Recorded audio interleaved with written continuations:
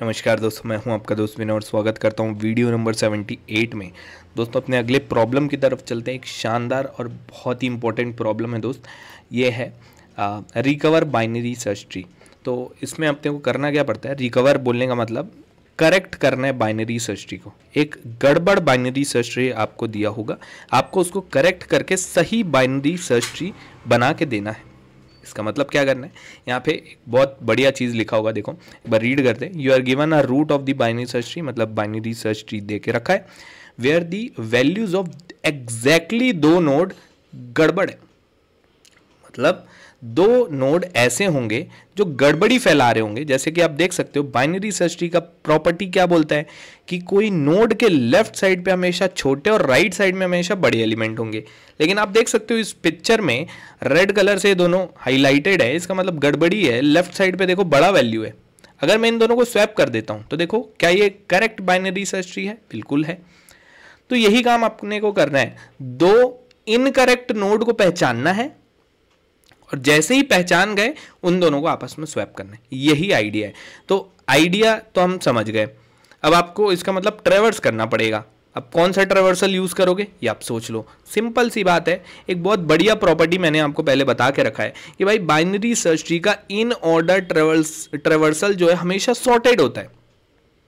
तो अगर वो सॉर्टेड होता है तो इसका मतलब क्या है, जो हमेशा दो वैल्यू को अगर आप वहां पे कंपेयर करोगे अगल बगल वाली वैल्यू को, तो नेक्स्ट वाला राइट वाला वैल्यू हमेशा बड़ा होगा और पिछला वाला वैल्यू हमेशा छोटा होगा अगर वो सॉर्टेड होता है। तो बस यही प्रॉपर्टी को यूज करना है अपने को और इसको सॉल्व करना है। तो मैं आपको इसका सोल्यूशन पहले एक्सप्लेन करता हूं, उसके बाद फिर अपन आएंगे। जैसे मान लो मैं एक वैलिड बाइनरी सर्च ट्री बनाता हूं। ये देखो 2 इस तरफ, 1 लेफ्ट साइड पे, 4 इस तरफ पे है और ये 3। ये एक वैलिड बाइनरी सर्च ट्री है कि नहीं? बिल्कुल है। तो हम क्या करने वाले हैं, हम कुल मिला के इन ऑर्डर करेंगे यहाँ पे। तो इन ऑर्डर क्या बोलता है भाई कि लेफ्ट जाओ, लेफ्ट, फिर रूट को देखो और उसके बाद राइट जाओ, है ना? यही काम अपने को करना पड़ता है। लेफ्ट और राइट को अपन रिकर्सिव रखेंगे, अपने को इन ऑर्डर लिखना है उसका। तो इसको अपन रिकर्सिव कॉल कर देते हैं जैसे अपन नॉर्मली करते हैं, और उसके बाद फिर रूट के साथ जो करना है अपने को वो कर सकते हैं। तो यहाँ पे अपन क्या करेंगे, कंडीशन लिख देंगे इस क्वेश्चन में, जो भी करना होगा अपने को। तो मैं आपको बताता हूँ क्या करेंगे अपन कुल मिला के। देखो हम यहाँ पे क्या करने वाले हैं, आप एक काम करो, याद रखो कि आप कहाँ कहाँ पे ट्रेवर्स किए हो।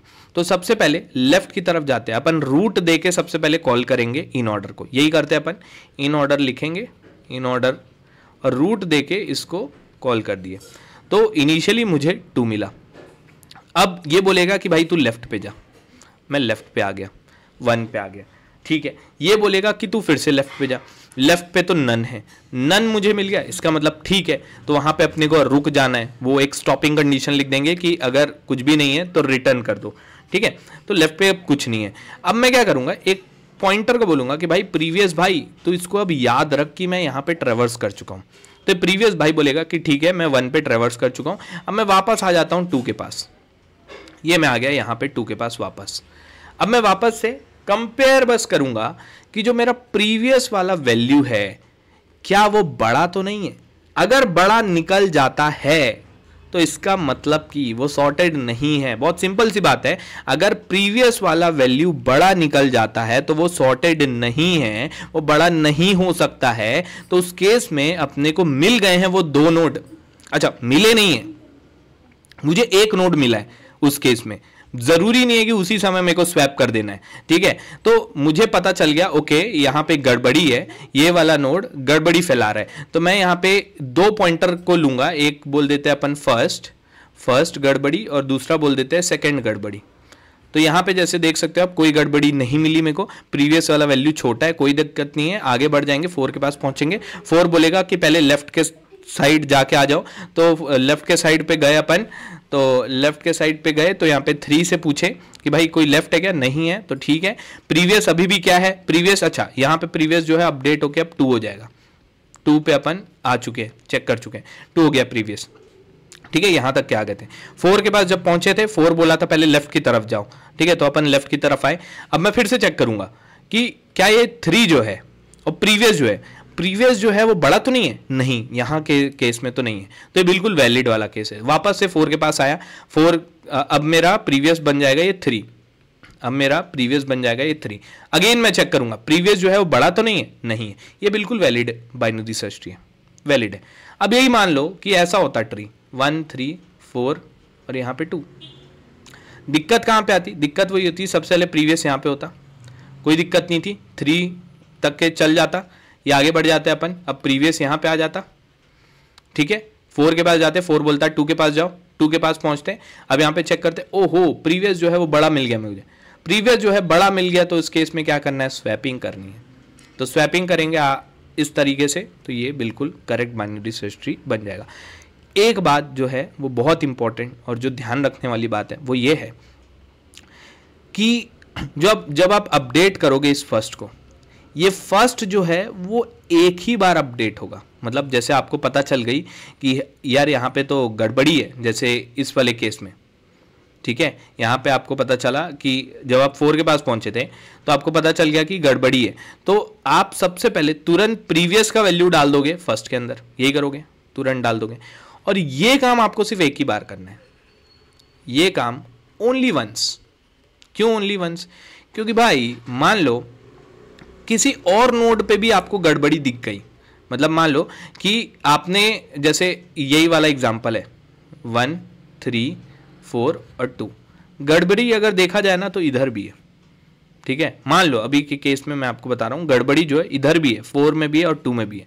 ये जो है इस तरफ वाला वैल्यू इधर नहीं हो सकता है, मतलब आप समझ रहे हो कि गड़बड़ी यहाँ पे भी अपने को देखने को मिल रही है। ये 4 के लेफ्ट साइड में, ये तो ठीक बात है, ये बिल्कुल ठीक बात है, लेकिन ये गड़बड़ क्या है? गड़बड़ ये है कि 3 के राइट साइड पे 2 क्या कर रहा है ना? तो हो सकता है आप क्या करो, आपको यहां तो पता चल गया कि हाँ ये फर्स्ट है, और फिर आपने इसको प्रोपोगेट कर दिया, इसको बोल दिया कि अब चलो ये फर्स्ट है, मतलब आपने चेंज कर दिया लोकेशन, इस फर्स्ट का लोकेशन चेंज करके ये कर दिया, तो आप स्वैप इन दोनों को कर दोगे, इन दोनों को स्वैप करोगे तो काम नहीं बनेगा अपना। तो इसका मतलब ये है फर्स्ट को एक ही बार अपडेट करना, पहली बार में जहां पे भी आपको गड़बड़ी मिल गई है उसी जगह पे फर्स्ट को स्वैप कर देना, उसके बाद ही सेकंड को आप अपडेट करना। सेकंड हो सकता है आपको थोड़ा चेंज होके मिल जाए।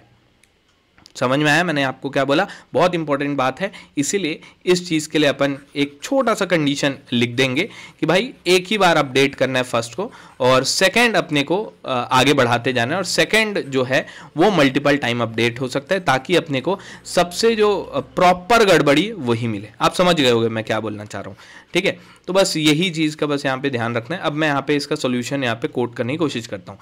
देखो बहुत सिंपल सी बात है, सबसे पहले एक वेरिएबल ले लोगे, बहुत सूडो कोड जैसा लिख रहा हूँ, फर्स्ट ले लेंगे, सेकंड ले लेंगे और एक प्रीवियस ले लेंगे, इन तीनों को अपन इनिशियली नन करके रखेंगे, ठीक। अब इन ऑर्डर को कॉल कर देंगे, इन ऑर्डर सबसे नीचे यहाँ पे कॉल करते हैं, इन ऑर्डर रूट दे के कॉल किया जाए, तो रूट दिया जाए, इसको कॉल कर दिए, और उसके बाद फिर जैसे ही ये काम सब कुछ हो जाएगा तो फर्स्ट और सेकंड को आपस में स्वैप कर देंगे, सेकंड कॉमा फर्स्ट, ऐसा ये स्वैप हो जाएगा। अब यहाँ पे इन ऑर्डर अपन फंक्शन लिखे, इन ऑर्डर, ये बोला ओके नोड मुझे मिला। अब यहाँ पे इन ऑर्डर फंक्शन के अंदर सबसे पहले लेफ़्ट के लिए अपन वापस से इन ऑर्डर को कॉल कर देंगे, इन ऑर्डर फॉर लेफ़्ट, उसी तरीके से यहाँ पे इन ऑर्डर फॉर राइट, ये हमने कर दिया। और बीच में रूट के साथ प्रोसेसिंग करेंगे, तो रूट के साथ अपन क्या प्रोसेसिंग करेंगे, वही कंडीशन जो मैंने आपको बताया। हम क्या करने वाले हैं, हम यहाँ पे लिखेंगे इफ़, क्या कंडीशन लिखना पड़ेगा आपको, प्रीवियस का जो वैल्यू है वो क्या बड़ा हो जाता है क्या नोड के वैल्यू से?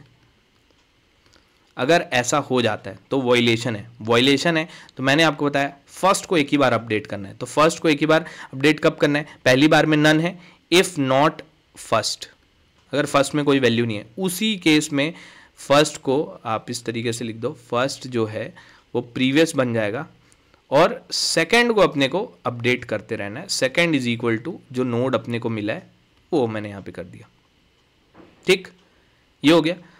तो एट दी एंड ये होने के बाद जब ये वाले कंडीशन से अपन निकल जाएंगे, उसके बाद फिर आप प्रीवियस को बदलना, क्योंकि भाई प्रीवियस हो सकता है कंडीशन सेटिस्फाई ना की, अब प्रीवियस को आपको अपडेट करना है। प्रीवियस जो है वो नेक्स्ट वाले जो भी आपका नोड है वो बन जाएगा, ठीक है। फिर आगे अपन यहाँ पे लेफ्ट रूट राइट अगेन करने लगेंगे। तो ये ही प्रोसेसिंग अपने को रूट के लिए करनी है। दैट इज इट, हो गया, यही सॉल्यूशन है अपना, ठीक।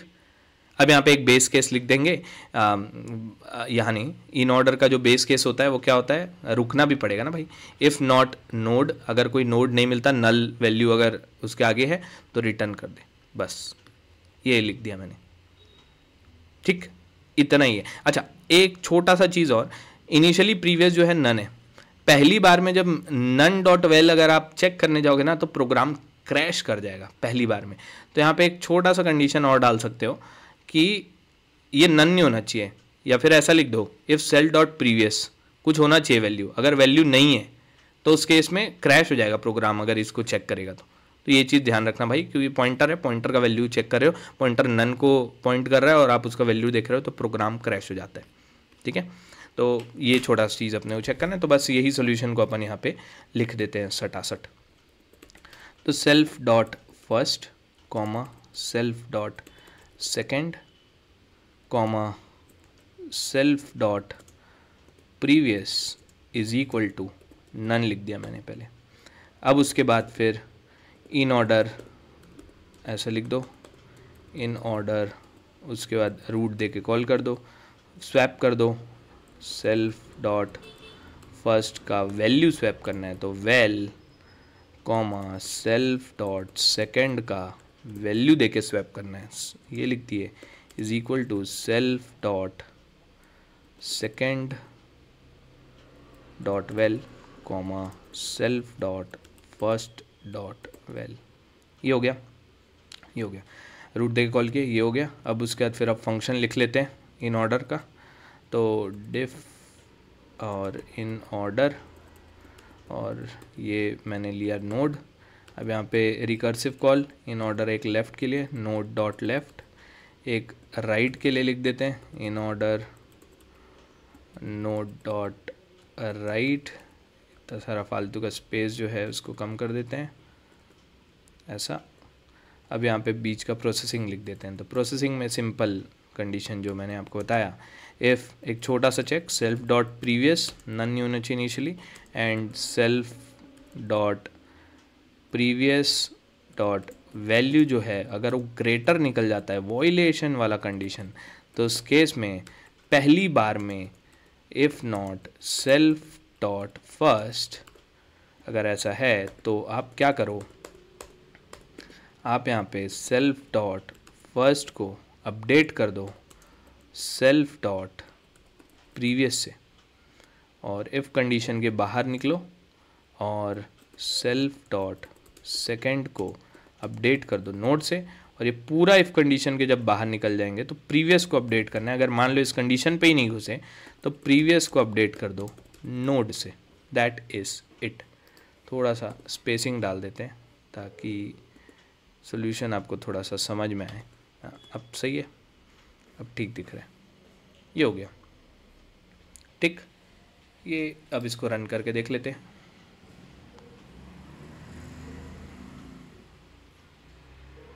कहीं पे कुछ गड़बड़ हो गई, जल्दी से देख लेते हैं। Can not unpack this if self dot first comma self dot second comma self dot previous initially none है, कोई दिक्कत नहीं है। और डिफ इन ऑर्डर ओके, दिक्कत है कि हमने बेस कंडीशन नहीं डाली है इसकी, तो ये कभी रुकेगा ही नहीं।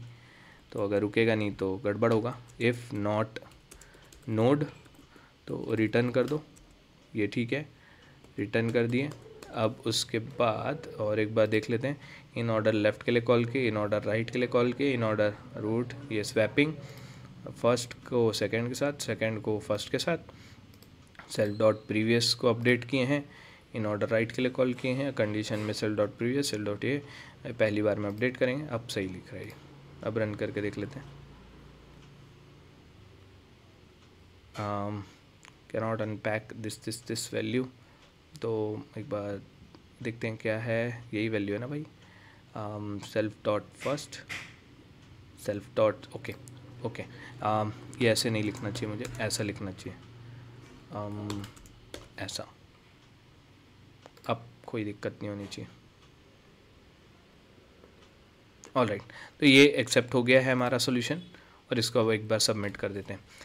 और इस सॉल्यूशन का जो टाइम कॉम्प्लेक्सिटी होगा बहुत सिंपल है, ऑर्डर ऑफ n, एक सिंगल अपन पता ही आपको इन ऑर्डर ट्रेवर्सल ही कर रहे हैं और कुछ भी नहीं कर रहे हैं, तो ऑर्डर ऑफ n लगेगा, और जितना ट्री का हाइट होगा उतना अपने को स्पेस लगेगा। ठीक है, स्क्यू ट्री अगर अपने को दिखा तो ऑर्डर ऑफ h स्पेस लग जाएगा। बैलेंस बाइनरी सर्च ट्री है तो उस केस में ऑर्डर ऑफ log n अपने को लगेगा। समझ रहे हो? तो कुल मिला के अगर ऑन एन एवरेज बोलूँ तो टाइम कॉम्प्लेक्सिटी एक single traversal order of n, space complexity order of h depend करता है, स्क्यू ट्री होगा तो पूरा n, और अगर बैलेंस बाइनरी सर्च ट्री होगा तो log n। ये हो गया टाइम कॉम्प्लेक्सिटी, स्पेस कॉम्प्लेक्सिटी। तो इस वीडियो के लिए इतना ही रखता हूँ, अगले वीडियो में मिलूंगा।